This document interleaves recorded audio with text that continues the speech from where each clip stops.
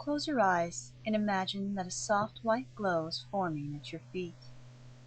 It begins to swirl upward, and as it forms a protective shell around you, it lifts you up and takes you on a journey to the core of your being.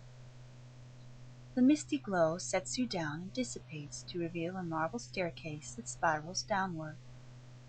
The light is very dim along the walls of the staircase, and you can't see all the way to the bottom, but you know that this is a place into which you must venture. You begin down the staircase, and you notice that it spirals in a counterclockwise direction. The light in the staircase comes from candles flickering in small, carved niches along the walls. The staircase walls are made of smooth, cold marble that you occasionally touch as you continue to journey downward. As you work your way down the stairs, notice on the walls that there are occasionally sigils, magical symbols formed out of the metal and embedded into the stone walls. These are the symbols of your shadow masks. Take note of whichever one is most prominent. This is the symbol for your primary shadow mask. Reach up and touch the symbol of your primary shadow mask, and you'll find that it comes loose from the wall. As you hold it in your hands, you can feel the cold weight of the metal symbol, and you can see it from all sides. Hold on to this symbol as you continue down the stairs. When you reach the bottom, you find before you a great golden door. You try the door, but it is locked. Look at the keyhole, and you will find that it is oddly shaped. Slip the metal symbol you hold into the keyhole, and you'll find that it unlocks the door. Open the door and enter the chamber. The room is cold and quite dark, except for a single point of illumination that emanates from the far side of the room. The light comes from a mask that hangs on the far wall. Go over to it and look at it. You'll notice that it is well within reach. So you take it down and examine it thoroughly.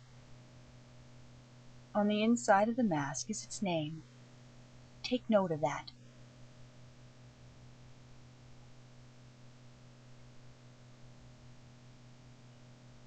After you've examined the mask, place it on your face and ask, "How do I resolve this shadow mask?" Listen carefully to the answer.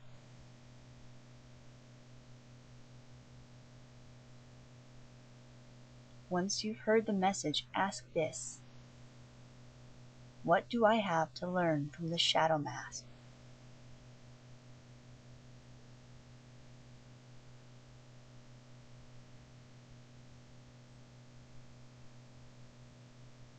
Once you've received your message, ask one more question.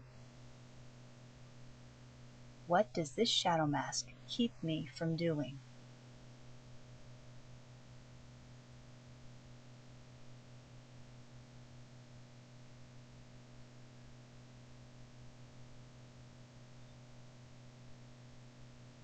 After you've queried the mask, take it off and place it back on the wall.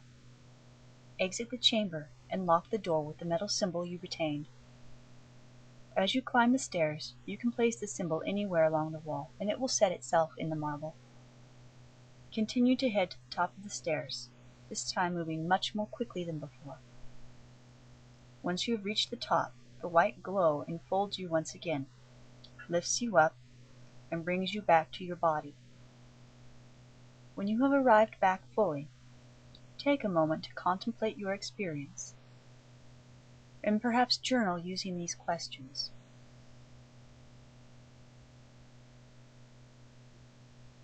You may want to draw the symbol of your primary shadow mask. This will come in handy later on. Next, if you can, try to draw your shadow mask. It doesn't have to be very well drawn, just try to draw it. Write down the name of your mask. And what part do you play in keeping this shadow mask alive?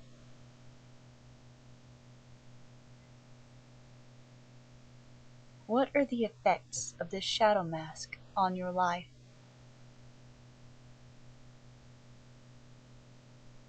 What does this shadow mask keep you from accomplishing?